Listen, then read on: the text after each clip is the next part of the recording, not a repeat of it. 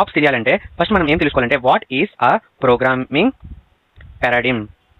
So first programming paradigm అంటే ఏంటో తెలుసుకోవాలి. So every programming languages comes with certain rules and regulations with a structure, and as a programmers we should have to follow the rules and regulations, which is technically called programming paradigm. So programming paradigm అంటే ఏంటంటే ప్రతి programming language కి కొన్ని rules and regulations ఉంటాయి with structures అనమాట. So programmers అంటే ఎవరు? ఎవరైతే మనం ప్రోగ్రామ్స్ రాస్తామో వాళ్ళని ప్రోగ్రామర్స్ అంటారు. సో ఆ ప్రోగ్రామర్స్ అనే వాళ్ళు డెఫినెట్ గా ఆ రూల్స్ అండ్ రెగ్యులేషన్స్ ని ఫాలో అవ్వాలి. సో దాన్నే మనం ఏమంటామంటే ప్రోగ్రామింగ్ పారాడిమ్ అంటాం.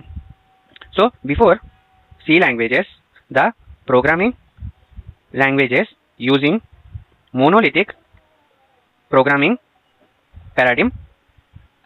సో సి లాంగ్వేజెస్ ముందు ఏం యూజ్ చేసేవాళ్ళంటే మోనోలిథిక్ ప్రోగ్రామింగ్ పారాడిమ్ అనేవి యూజ్ చేసేవాళ్ళు.